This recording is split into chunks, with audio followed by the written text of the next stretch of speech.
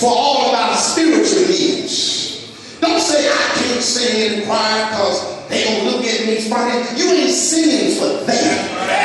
You gonna sing because God has given you grace to sing with. I can remember the child that started church. So what? If God has given you grace, do what you can, while you can, where you are.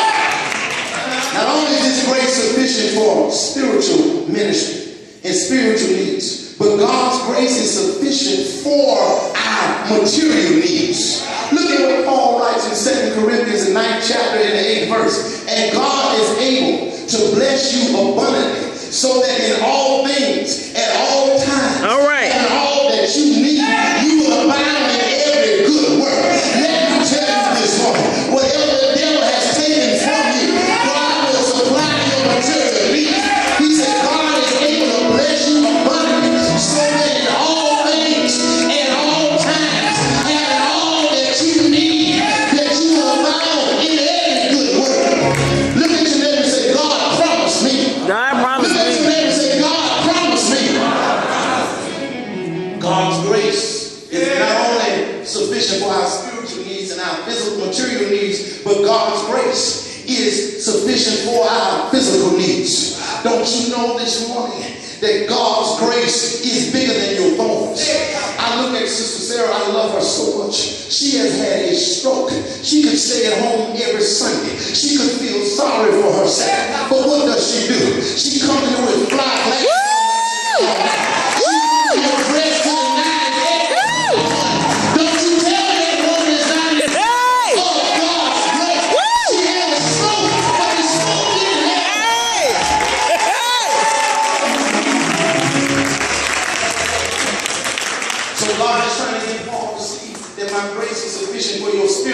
My grace is sufficient for your material needs, and then my grace is sufficient for your physical needs. So not only is it a sufficient grace, but then look at what he says there in verse 9. My power is made perfect in your weakness. So we move from a sufficient grace to now a strengthening grace.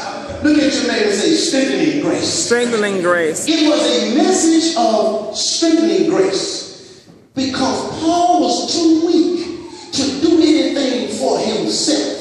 So Paul had come to the end of his physical strength, and now he needed God to step in with his power.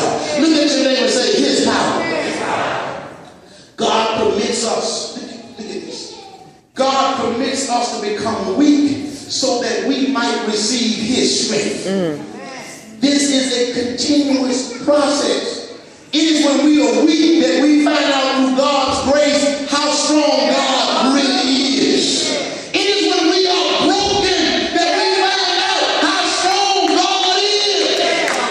It is when we are suffocated by the storms of life that we understand how strong God is. Until you go through some stuff, you don't realize how strong God is. Until you lose sometimes, you don't know how strong God is.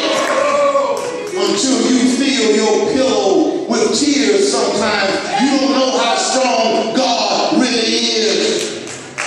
It is when we have been bruised and battered by the suffocating storms of life that we discover how strong God's grace is.